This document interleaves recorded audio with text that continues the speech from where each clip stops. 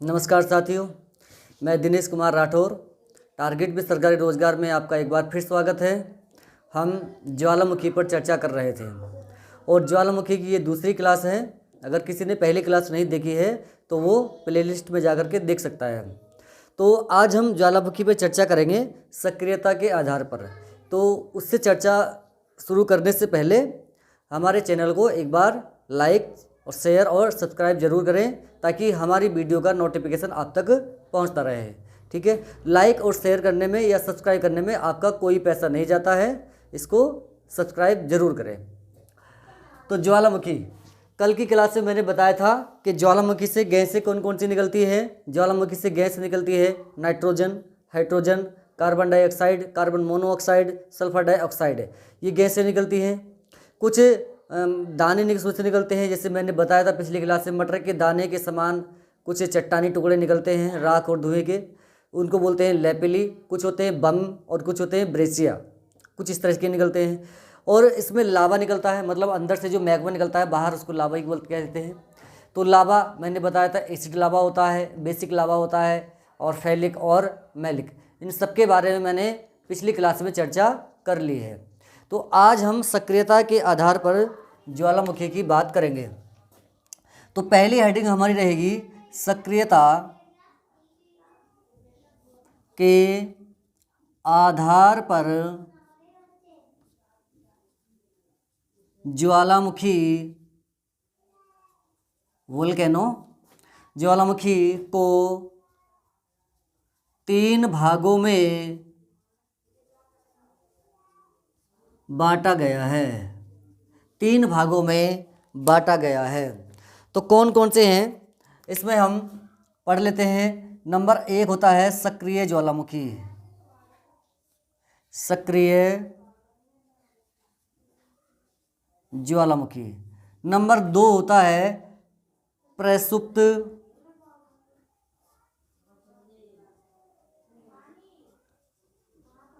ज्वालामुखी और नंबर 2 होता है शांत ज्वालामुखी। तो ये सक्रियता के आधार पर ज्वालामुखी 3 प्रकार के होते हैं, सक्रिय, प्रसुप्त और शांत ज्वालामुखी। तो इसमें हम पहला हेडिंग बनाएंगे। पहला हेडिंग हमारा रहेगा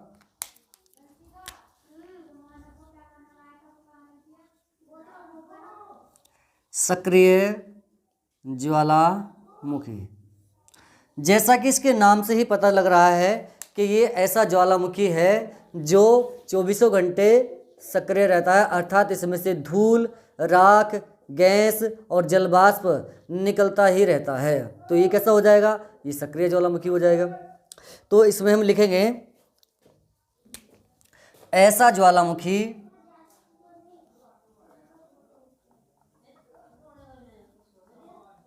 ज्वालामुखी जिसमें से राख, धूल, गैस तथा जलवाष्प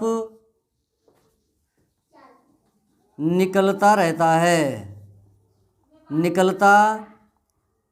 है, उसे सक्रिय ज्वालामुखी कहते हैं। उसे सक्रिय ज्वालामुखी कहा जाता है। ठीक है, ये समझ में आया? सक्रिय ज्वालामुखी ऐसा ज्वालामुखी जिसमें राख निकलती रहती है, धूल, गैस और जलवाष्प निकलता ही रहता है, उसे हम क्या कहते हैं? सक्रिय ज्वालामुखी कहते हैं।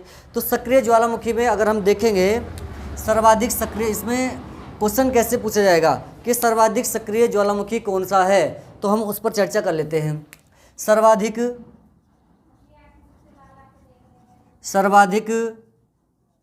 सक्रिय ज्वालामुखी, सर्वाधिक जो सक्रिय ज्वालामुखी है उसका नाम है किलामू। या कहीं कहीं किलायु भी मिलता है। किलायु कहाँ पर स्थित है? ये हवाई द्वीप कहाँ पर है? तो हवाई द्वीप के बारे में थोड़ा सा जानकारी ले लेते हैं। हवाई द्वीप यह प्रशांत महासागर में है, प्रशांत महासागर में, ठीक है, यह है प्रशांत महासागर में है। इसकी राजधानी कभी कभी आपसे पूछ ली जाती है, तो इसकी राजधानी है होनोलुलु। इसकी राजधानी है होनोलुलु। इसकी राजधानी क्या है? होनोलुलु। और ये किसका पार्ट है? ये उत्तरी अमेरिका में आता है, ठीक है, ये उत्तरी अमेरिका में यानी कि अमेरिका में ये आता है। तो किलामू जो सर्वाधिक सक्रिय ज्वालामुखी है, कहाँ पर स्थित है? हवाई द्वीप में, जिसकी राजधानी क्या है? होनोलुलु। और कहाँ पर स्थित है? ये प्रशांत महासागर में है, ठीक है। और अन्य की हम बात कर लेते हैं। अन्य सक्रिय ज्वालामुखी, अन्य जो सक्रिय ज्वालामुखी है उसकी हम चर्चा कर लेते हैं। एक तो है इसमें देश का नाम लिख रहा हूं, पापुआ न्यू गिनी। तो पापुआ न्यू गिनी में जो ज्वालामुखी है उसका नाम है लांगिला और बागाना। लांगिला तथा बागाना। तो लांगिला और बागाना ये ज्वालामुखी कहाँ हैं? ये पापुआ न्यू गिनी में है और दोनों के दोनों सक्रिय ज्वालामुखी हैं। और दूसरा इंडोनेशिया में देख लेते हैं। इंडोनेशिया, इंडोनेशिया, ठीक है, इंडोनेशिया। इसमें कौन कौन से हैं? एक तो है इसमें समेरू, समेरू, और इसमें है समेरू हो जाएगा, और एक इसमें हो जाएगा मेरापी, मेरापी, और एक इसमें हो जाएगा दुकानो। क्या हो जाएगा इसमें? दुकानो, एक इसमें दुकानो हो जाएगा, ठीक है। तो इसकी अगर हम ट्रिक देखेंगे तो इसकी ट्रिक हो जाएगी समर की दुकान, समर की दुकान। समर से बनेगा समेरू, और की से एक ज्वालामुखी और है जो जावा और सुमात्रा के बीच में स्थित है, जिसका नाम है क्राकाटोवा। जब मैं इसको बहुत सारे ज्वालामुखी एक साथ पढ़ाऊंगा तो उसमें ये भी आएगा। हालांकि जो क्राकाटोवा ज्वालामुखी है ये सक्रिय ज्वालामुखी नहीं रहेगा, ये दूसरा ज्वालामुखी है, इसको दूसरे में पढ़ेंगे। तो समर की दुकान, दुकान से बनेगा दुकानो, और से बन जाएगा समेरू, और मर से बन जाएगा मेरापी। तो समर देखो, मर इसमें आ रहा है, दोनों में मर आ रहा है, तो समर मेरापी। तो मेर से मेरापी और समर से समेरू। तो ये तीनों ज्वालामुखी आपको याद रखने हैं। समर, समेरू, मेरापी, दुकानो। दुकानो ज्वालामुखी कहाँ है ये पूछ सकता है, मेरापी कहाँ है ये भी मालूम कर सकता है, ठीक है। और देख लेते हैं, इटली में है, इटली, इटली में जो ज्वालामुखी है उसका नाम है इटली। इटली के नाम पर ही है इटली, ठीक है, इटली के नाम पर ही इटली ज्वालामुखी है। इसके बाद एक ज्वालामुखी और है भूमध्य सागर में, भूमध्य सागर, भूमध्य सागर में एक द्वीप पड़ता है लिपारी द्वीप, लिपारी द्वीप। इस लिपारी द्वीप पर ही एक ज्वालामुखी है जिसका नाम है स्ट्राम्बोली, स्ट्राम्बोली। ये एक सक्रिय ज्वालामुखी है। इसे भूमध्य सागर का प्रकाश स्तंभ कहा जाता है। इसको क्या कहा जाता है? इसे भूमध्य सागर का प्रकाश स्तंभ, इसे भूमध्य सागर का, भूमध्य सागर का प्रकाश स्तंभ कहा जाता है। इसे भूमध्य सागर का प्रकाश स्तंभ कहा जाता है। क्यों? क्योंकि ये सक्रिय ज्वालामुखी है और यहाँ से जो है ज्वाला निकलती रहती है, प्रकाश निकलता रहता है, और जो आज नाविक लोग आते हैं इसी के प्रकाश को, यानी कि इसी के प्रकाश में आकर के अपनी दिशा को डिसाइड करते हैं कि हमें किस दिशा में जाना है। इसीलिए ये वहाँ पर प्रकाशित रहता है। कौन सा ज्वालामुखी? स्ट्राम्बोली ज्वालामुखी, ठीक है। और भारत में भी है, भारत में है अंडमान निकोबार में, अंडमान निकोबार। अंडमान निकोबार में कौन सा है? इसका नाम है बैरन, बैरन ज्वालामुखी। बैरन ज्वालामुखी अंडमान निकोबार में है। एक अंडमान निकोबार में एक नारकोड्डम और है, वो ज्वालामुखी एक प्रसुप्त ज्वालामुखी है, ठीक है। तो और देख लेते हैं इसमें क्या है। नंबर 6, इक्वेडोर। इक्वेडोर में कौन सा है? कोटापेक्सी। कोटापेक्सी। कोटापेक्सी जो विश्व का सबसे ऊंचा ज्वालामुखी है। हालांकि मैं इसको की पॉइंट में लिखूंगा, फिर भी एक बार ध्यान रखना, विश्व का सबसे ऊंचा ज्वालामुखी कोटापेक्सी। और देखो कौन से हैं। नंबर 7, यहां तक दिखने का नहीं है शायद। नंबर 7 एक है वनुआतू में। वनुआतू में है यासुर। कौन सा है? यासुर है, ठीक है। और नंबर 8 यहां पे लिख देता हूं, अंटार्कटिका। अंटार्कटिका में जो ज्वालामुखी है उसका नाम है इरेबस। कौन सा है? इरेबस। अंटार्कटिका में कौन सा हो जाएगा? इरेबस हो जाएगा, ठीक है। तो ये ध्यान रखना है। जहाँ पे तुमने ये लिखा हुआ है किलामू, ये एक सक्रिय ज्वालामुखी है, यहीं पर ही एक ज्वालामुखी और ऐड कर लेना, मोना लोआ। मोना लोआ। मोना लोआ जो ज्वालामुखी है वो भी एक सक्रिय ज्वालामुखी है। कौन सा है? सक्रिय ज्वालामुखी, ठीक है। इतना आपने नोट कर लिया। तो इसको एक बार फिर से रिवाइज कर लेते हैं। सक्रियता के आधार पर ज्वालामुखी 3 प्रकार के होते हैं। सक्रिय ज्वालामुखी, प्रसुप्त और शांत। सक्रिय ज्वालामुखी जिसमें से राख, धूल, गैस, जलवाष्प ये सब निकलता रहता है। और सर्वाधिक जो सक्रिय ज्वालामुखी है वो किलामू है। और मोना लोआ, मोनाला भी एक सक्रिय ज्वालामुखी है जो हवाई द्वीप में ही स्थित है। हवाई द्वीप कहाँ पर स्थित है? प्रशांत महासागर में स्थित है। इसकी राजधानी क्या है? होनोलुलु। क्या है इसकी राजधानी? होनोलुलु, ठीक है।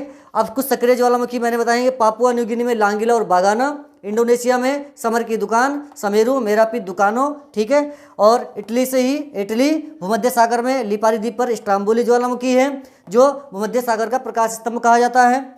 और इक्वेडोर में कोटापेक्सी, और वनुआतू में यासुर, और अंटार्कटिका में इरेबस ज्वालामुखी है। ये सब सक्रिय ज्वालामुखी हैं, ठीक है। इन सबको आप याद कर लेना।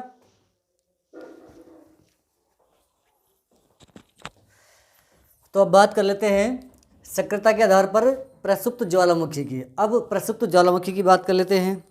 तो हेडिंग बनेगा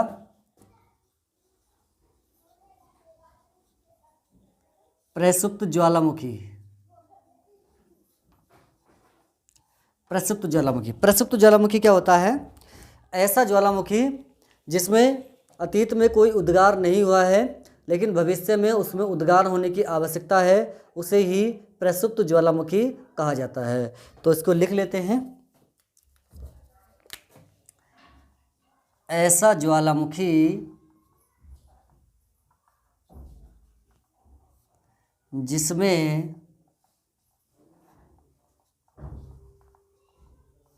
अतीत में कोई उद्गार नहीं हुआ है लेकिन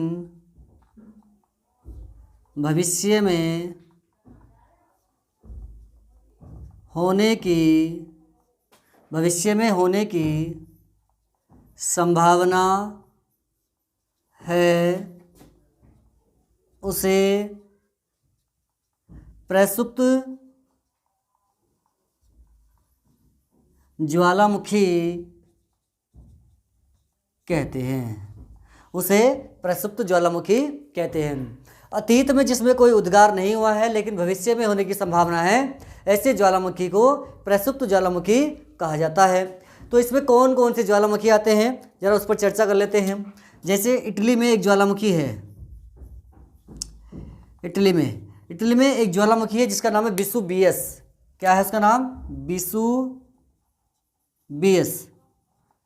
विसुवियस एक ज्वालामुखी जो इटली में है। और सक्रिय ज्वालामुखी कौन सा है? इटली। तो इटली में 2 ज्वालामुखी है, एक इटली और एक विसुवियस, ठीक है। विसुवियस एक प्रसुप्त ज्वालामुखी और इटली एक सक्रिय ज्वालामुखी है। दूसरा इंडोनेशिया में, मैंने एक ट्रिक बताई थी अभी, इंडोनेशिया में है। इंडोनेशिया में है क्राकाटोबा। उसका नाम है क्राकाटोबा। क्राकाटोवा एक प्रसुप्त ज्वालामुखी है, लेकिन समर की दुकान जो मैंने ट्रिक बताई थी वो काम करेगी किसमें, सक्रिय वाले ज्वालामुखी में। लेकिन उसमें जो की आया है कि इसे क्राकाटोवा होता है। अगर तुमसे सक्रिय और प्रसुप्त नहीं पूछ रहा है तब ये ट्रिक और भी अच्छी रहेगी। समर की ट्रिक यानी कि समेरु, मेरापी और क्राकाटोवा और दुकानों, ये चारों के चारों ज्वालामुखी कहाँ पर हैं, इंडोनेशिया में हैं। लेकिन अगर आधार बना के पूछेगा तो मैंने वो भी करा दिया है। तो इंडोनेशिया में है क्राकाटोवा। इसकी विशेषता क्या है, ये सुंडा और जावा, ये सुंडा जलसंधि है तो जावा और सुमात्रा के बीच में स्थित है। सुंडा जलसंधि जावा और सुमात्रा के बीच में स्थित है। उसी में ही एक ज्वालामुखी है जिसका नाम है क्राकाटोवा। तो इसको बना के लिखेंगे, यह है जावा द्वीप तथा सुमात्रा द्वीप के बीच सुंडा जलसंधि में है। तो जावा और सुमात्रा के बीच में एक जलसंधि है जिसका नाम है सुंडा जलसंधि, और उसी के बीच में एक ज्वालामुखी पड़ता है जिसका नाम है क्राकाटोवा, और जो कहाँ पर है, इंडोनेशिया में है। ठीक है। इसके बाद अंडमान निकोबार में भी है। अंडमान निकोबार, अंडमान निकोबार भारत के दो द्वीप हैं। ये अंडमान अलग है, निकोबार अलग है। ठीक है, उसको भी हम अलग से पढ़ेंगे, अंडमान निकोबार को एक एक करके पढ़ेंगे इसमें। तो अंडमान निकोबार में जो ज्वालामुखी है वो है नारकोडम, नारकोडम। ठीक है। और देख लेते हैं, एक जापान में भी है। जापान में जो है उसका नाम है फ्यूजियामा, उसका नाम है फ्यूजियामा, उसका नाम है फ्यूजियामा। ठीक है। तो ये हमारे कुछ ज्वालामुखी हैं जो प्रसुप्त ज्वालामुखी हैं, अर्थात इनमें अभी उद्गार नहीं हुआ है लेकिन उद्गार होने की संभावना है। ऐसे ज्वालामुखी को प्रसुप्त ज्वालामुखी कहा जाता है। अब हम देख लेते हैं शांत ज्वालामुखी को।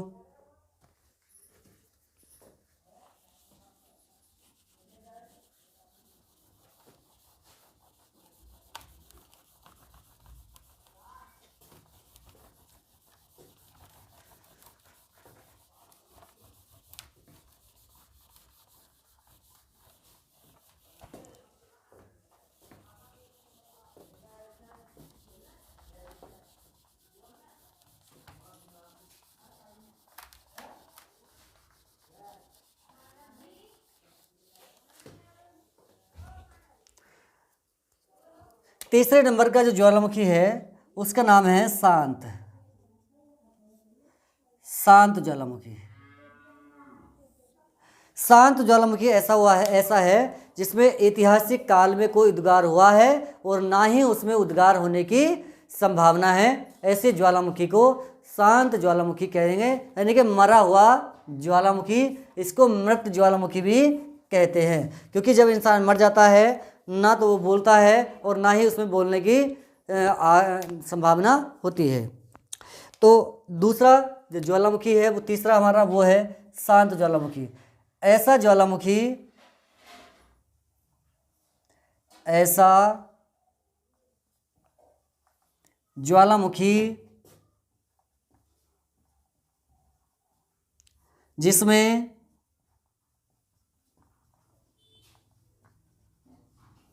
ऐतिहासिक काल में कोई उद्गार नहीं हुआ है और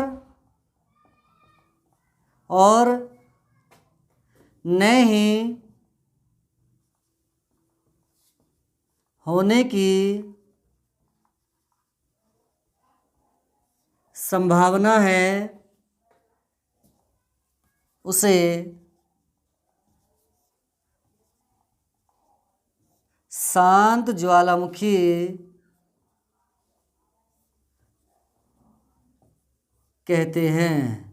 उसे शांत ज्वालामुखी कहते हैं, मरा हुआ ज्वालामुखी जिसमें उद्गार नहीं होगा। तो इसमें कौन कौन से आते हैं, तो इसमें ज्वालामुखी कौन कौन से हैं, जरा वो देख लेते हैं। जैसे ईरान में है, ईरान में जो ज्वालामुखी है उसका नाम है देवमंद। पाकिस्तान में ज्वालामुखी है,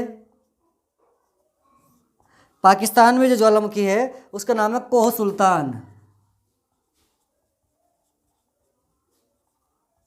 कोह सुल्तान। और म्यांमार में है पोपा।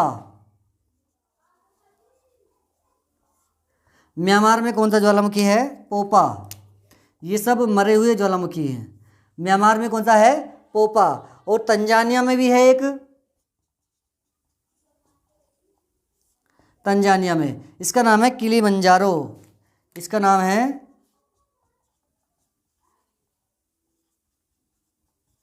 किलीमंजारो। किलीमंजारो बहुत ही महत्वपूर्ण ज्वालामुखी है, क्योंकि ये कई बार पूछा हुआ है कि किलीमंजारो ज्वालामुखी कहाँ स्थित है और कैसा ज्वालामुखी है। तो ये मृत ज्वालामुखी है, शांत ज्वालामुखी है, तंजानिया में स्थित है। इक्वाडोर में भी है एक ज्वालामुखी, इक्वाडोर, इक्वाडोर।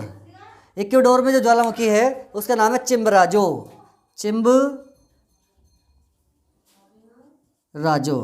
चिम्बराजो ज्वालामुखी।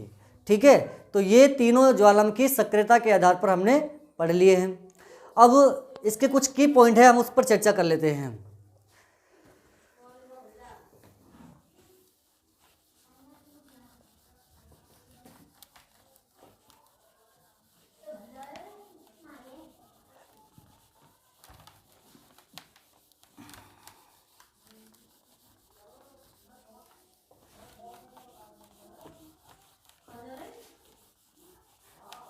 देखो, इसमें कुछ जो की पॉइंट है उस पर हम चर्चा कर लेते हैं। जैसे पहला पॉइंट बना के लिखेंगे, विश्व का सर्वाधिक सक्रिय ज्वालामुखी। तो विश्व का जो सर्वाधिक सक्रिय ज्वालामुखी है, मैंने पहले ही बताया था, उसका नाम है किलायू। किलायू कहाँ पर है, हवाई द्वीप। ये कहाँ पर है, हवाई द्वीप पर स्थित है। दूसरे नंबर का हम करते हैं, विश्व का सबसे बड़ा ज्वालामुखी, विश्व का सबसे बड़ा ज्वालामुखी वो कौन सा है, मोना लोआ। मोना लोआ, मोना लोआ। और ये भी कहाँ है, हवाई द्वीप में है। ये भी कहाँ पर है, हवाई द्वीप में है। तीसरा क्वेश्चन, सौरमंडल का सबसे बड़ा ज्वालामुखी। तो सौरमंडल का जो सबसे बड़ा ज्वालामुखी है वो मंगल ग्रह पर है, उसका नाम है ओलंपस मेसी। ओलंपस मेसी कहाँ है, ये मंगल ग्रह पर है, मंगल ग्रह पर है। वहीं अगर हम बात करते हैं विश्व का सबसे ऊंचा ज्वालामुखी कौन सा है, कोटापेक्सी।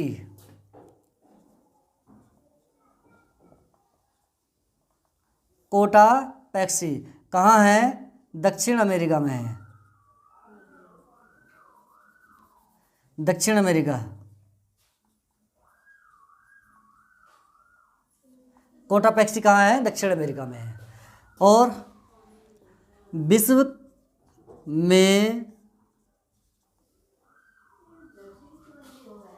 सबसे ऊंचाई पर स्थित ज्वालामुखी। तो विश्व में सबसे ऊंचाई पर स्थित ज्वालामुखी ऊंचाई पर स्थित है, ये ऊंचाई पर स्थित है, ये सबसे ऊंचा है। ठीक है, जैसे मान लो ये हो गया सबसे ऊंचा, और जैसे यहाँ ये यहाँ से निकल रहा है, ठीक है, यहाँ से निकल रहा है, लेकिन एक पर्वत इस तरह से है, ये इस तरह से है ये पर्वत, और ये देखो यहाँ पे ये एक पर्वत है, ये एक पर्वत है, तो ये पर्वत इससे ऊंचा है, ये यहाँ से निकल रहा है। ठीक है, तो सबसे ऊंचाई पर स्थित ये वाला हो जाएगा, और सबसे ऊंचा इस तरह से हो जाएगा। तो इस तरह से होता है ऊंचाई पर स्थित और सबसे ऊंचा। तो विश्व में सबसे ऊंचाई पर स्थित ज्वालामुखी दो हैं, एक तो है सक्रिय वाला, एक है शांत वाला। तो ये है नंबर 1 ओजस डेल सलाडो। ये कैसा था? ये ओजस डेल जो सलाडो है ये सक्रिय है। कैसा है? ये सक्रिय है। और कहाँ पर स्थित है? एंडीज पर्वतमाला पर स्थित है। एंडीज पर्वतमाला, ठीक है, अर्जेंटीना और चिली के बॉर्डर पर है। तो अगर लिखना है एंडीज पर्वत पर अर्जेंटीना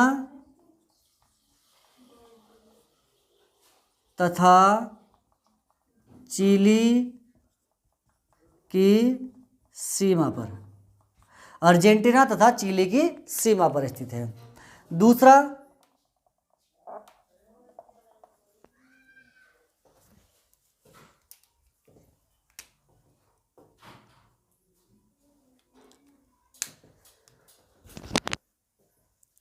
नेक्स्ट है, इसमें देखो एक विश्व में सबसे ऊंचा ज्वालामुखी, विश्व में सबसे ऊंचाई पर स्थित जो ज्वालामुखी है वो ओजस डे सलाडो है। कहाँ पर है? एंडीज पर्वत पर है, अर्जेंटीना और चिली के बॉर्डर पर स्थित है। ठीक है, और जो दूसरा वाला है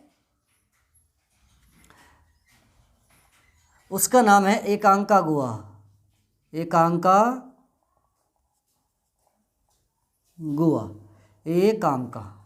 ठीक है, एकांकागुआ। ये कहाँ स्थित है? ये भी अगर इसकी हाइट की बात करेंगे तो इतने इसकी समथिंग है 6960, ठीक है, 6960, 6960, ये इतना मीटर ऊंचा है। तो यहाँ पे ये कहाँ पर स्थित है? तो ये है एंडीज पर्वतमाला। आप बताइए एंडीज पर्वतमाला कहाँ स्थित है? ठीक है, या कौन से महाद्वीप में स्थित है एंडीज पर्वतमाला? ठीक है, कमेंट बॉक्स में बताएं। तो ये हो गए। अगर यहाँ से तुमसे दो, ये देखो दो ज्वालामुखी है, विश्व में सबसे ऊंचाई पर स्थित जो ज्वालामुखी है वो दो है। एक तो है सक्रिय ज्वालामुखी, एक है शांत। ये कौन सा है? ये वाला जो ज्वालामुखी है ये शांत है।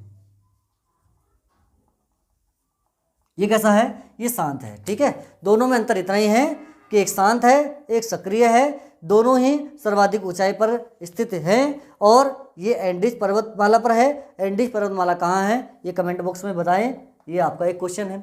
तो अब यहाँ पे जितने भी क्वेश्चन ज्वालामुखी से की पॉइंट में आने वाले होते हैं वो सब मैंने लिख दिए हैं।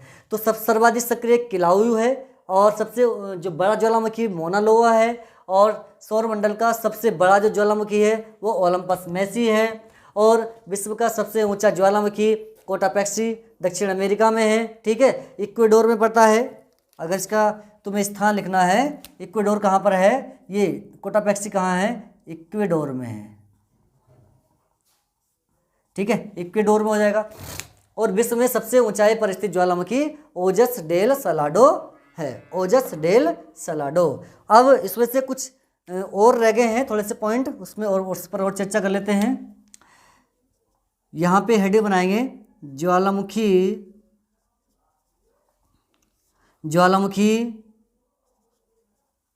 द्वारा बने पर्वत। ठीक है, तो जब ज्वालामुखी निकलता है तो उससे पर्वत निकलते हैं, उस पर्वत को हम क्या कहते हैं? ये कभी क्वेश्चन मालूम किया जा सकता है। तो ज्वालामुखी द्वारा बने पर्वत को हम कहते हैं कौन? क्या कहते हैं? कौन। एक होता है कौन सा? परजीवी कौन।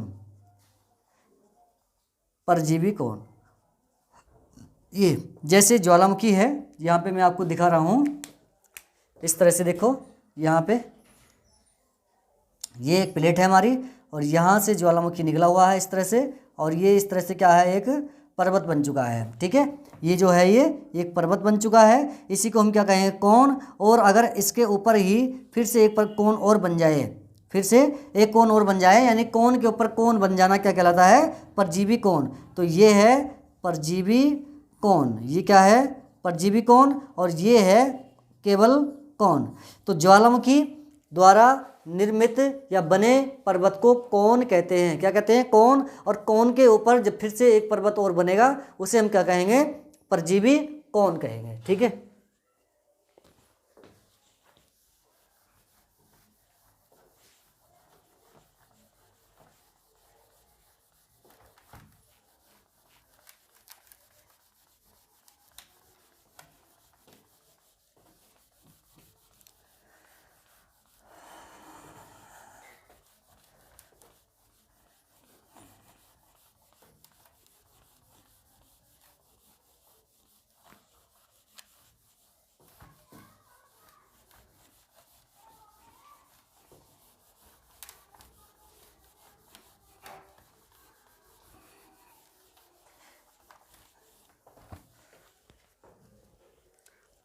तो इसमें कुछ एक चीज़ और रही है कि ये ज्वालामुखी निकलता है तो उसमें छिद्र होता है, उस छिद्र को क्या कहते हैं। तो यहाँ पे एक क्वेश्चन और रह चुका है, उसके द्वारा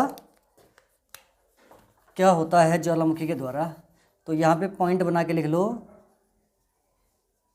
ज्वालामुखी द्वारा बने छिद्र को क्या कहते हैं। तो ज्वालामुखी द्वारा जो छिद्र बनता है उसे हम क्या कहते हैं, मार। और एक होता है क्रेटर, और एक होता है क्या, काल्डेरा, काल्डेरा। ठीक है, तो ज्वालामुखी द्वारा बने छिद्र को क्या कहते हैं, मार भी कहते हैं। मार एक छोटा सा, जब छोटा छिद्र होगा उसे मार कहेंगे। मार से बड़ा छिद्र क्रेटर कहलाता है, और उससे बड़ा छिद्र काल्डेरा कहलाता है। ठीक है, उससे बड़ा क्या कहलाएगा, काल्डेरा। और कभी क्वेश्चन क्या पूछा जाएगा, क्वेश्चन ऐसे पूछा जाएगा कि ज्वालामुखी द्वारा निर्मित छिद्र को क्या कहते हैं। तो क्रेटर ऑप्शन में होगा, क्रेटर लगाएंगे। मार ऑप्शन में होगा, मार लगाएंगे। या फिर कुछ बड़ा और छोटा करके दे देगा, छोटे छिद्र को मार कहते हैं और बड़े छिद्र को क्रेटर या काल्डेरा कहेंगे। तो जब ये बड़े हो जाते हैं, इतने बड़े ये हो जाते हैं कि जब बारिश होती है तो इसमें बारिश का पानी जमा हो जाता है और एक झील का निर्माण हो जाता है। तो ज्वालामुखी द्वारा निर्मित झील है भारत में, महाराष्ट्र में, जिसका नाम है लोनार झील। कौन सी, लोनार झील। जब ज्वालामुखी वहाँ पर आया था तो वहाँ पे छिद्र हुआ और काफ़ी बड़ा छिद्र हो गया, उसमें वर्षा का पानी जमा हो गया और उससे एक झील का निर्माण हो गया, और उस झील को महाराष्ट्र में लोनार कहते हैं। क्या कहते हैं, महाराष्ट्र में लोनार कहते हैं। तो यहाँ पे अगर एक क्वेश्चन लिखना हो तो इसके छिद्र द्वारा